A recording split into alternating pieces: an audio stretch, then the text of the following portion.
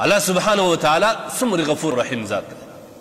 هغه بنده چې د الله نافرماني کړې ده، هغه بنده چې د خدای تبارک وتعالی د احکامات څخه یې سرغړونه کړې ده، هغه منکرات چې الله تبارک وتعالی منع کړي وو د هغه منکراتو اقدام یې کړی دی، رقم خطرناک ګناوې کړي دي، لیکن الله دومره غفور او رحیم ذات دی.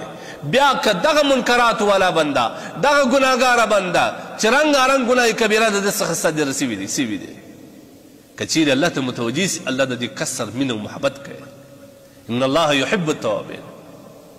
الله تبارک وتعالی هغه کسان چې د ګناه څخه توبه وباسي، الله ته رجوع وکړي، الله د دې کسان سره مینه کوي.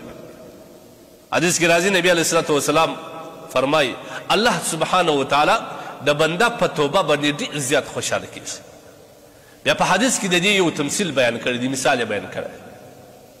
وایي کله چې بنده یو خواته د سفر اراده ولري، نو خپل پر سوارلي باندې آس وي یا اوښ وي، ټول د سفر اسباب وتړي، د خوراک، د څښاک، د ضروریات ټول اسباب پر وتړي. بیا دی روان یو بیابان ته ورسېږي، یو ریګو صحرا ته ورسېږي چې هلته نه اوبه وي نه د خوراک شي. د ډېرې ستړیا څخه خوب پر غالب سي، بیده سوی چې راکښېني د ده هغه آس یا اوښ چې ده د سفر ټول سامان پر ده باندې بار کړي وو، ټول ضروریات پر هغه باندې وو، هغه ورک دی.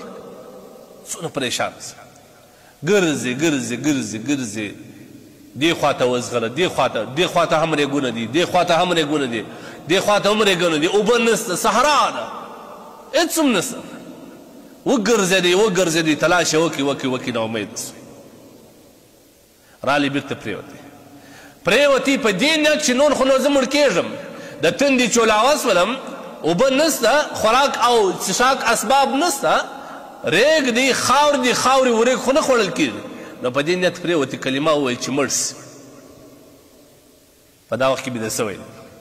کله چې د خوبه راکښېنستی، د ده هغه سوارلي یا آس وي یا اوښ وي، هغه د ده وسط ته ولاړ دی، هغه اسباب سامانونه ټول پر بار وي ورباندې. څومره دوی خوشحاله کېږي. الله سبحانه وتعالی د هغه سرکشه ګناهګاره په توبه باندې در دغه سړي هم زیات خوشحاله کېږي. مه کوئ ځوانانو چې هر څومره ګناه دې کړی، الله ته متوجه سه. الله تبارک وتعالی هغه ذات دی چې په توبه یا الله ته په رجوع باندې الله سبحانه وتعالی ستا څخه مخ نه اړوي. الله د رحمت دروازې ستا په وړاندې نه بندوي، د مغفرت دروازې نه بندوي، بلکې د الله د رحمت او د مغفرت دروازې خلاص وي. الله ته رجوع وکړه. حدیث کې راځي ان الله یبسط یده باللیل لیتوب مسیء النهار. الله سبحانه وتعالی خپل د رحمت لاسونه د شپې پرانستي ویغوړي، تر څو چې هغه کسان چې ټوله ورځ یا په ورځ کې یو حصه یې په ګناه تېره کړي، الله تبارک وتعالی ته رجوع وکړي، توبه وباسي. بیا الله سبحانه وتعالی د ورځې خپل د رحمت لاسونه وغځي د پاره د دې چې د شپې هغه ګناهګاره بنده چې شپه یې د الله په نافرماني تېره کړې ده، د الله په قهر او په غضب یې تېره کړې ده، د خدای د احکاماتو څخه په سرغړونه باندې شپه تېره کړې ده، په ګناه شپه تېره کړې ده، هغه کس په دغه سهار کې د الله لوري ته متوجه سي چې الله یې وبخښه.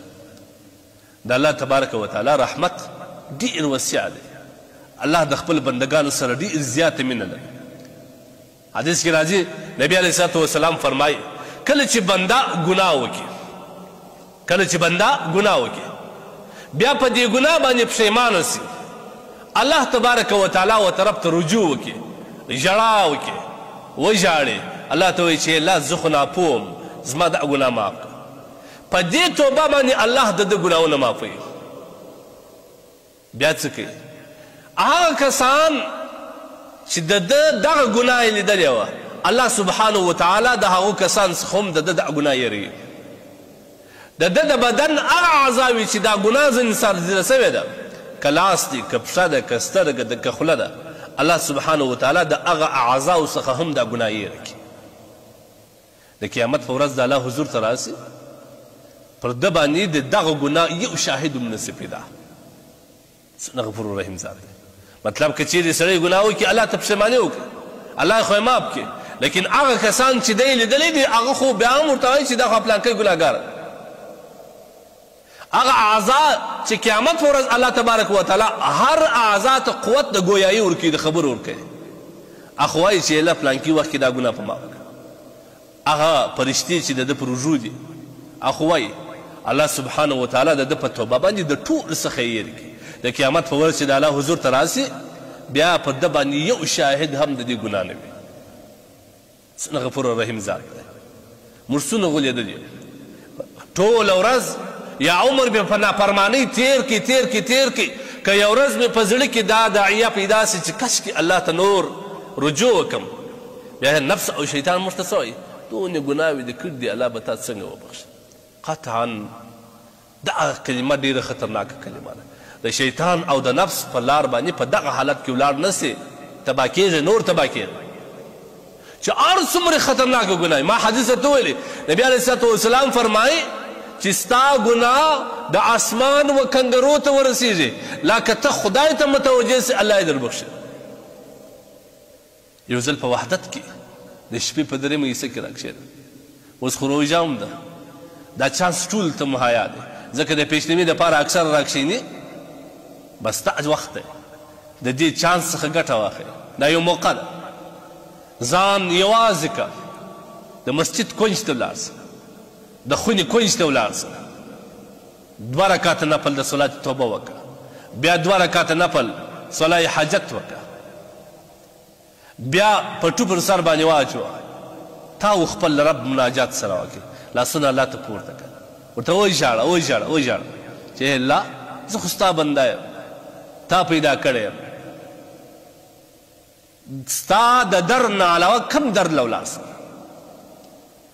د دنیا در خو ټول د ناامیدي دی، دغه یو در د امید دی. الله زه راغلی څومره عمر مې په ګناهو تېر کړي، الله ته رامعاف کړې، اوښکې توی کړه.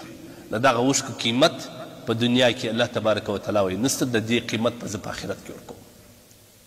وژاړه، دا خپل ګناهونه معاف کړه، په خپلو اوښکو باندې خپل ګناهونه پرېوله، الله ته زارۍ وکړه، الله تبارک وتعالی یې معافوي.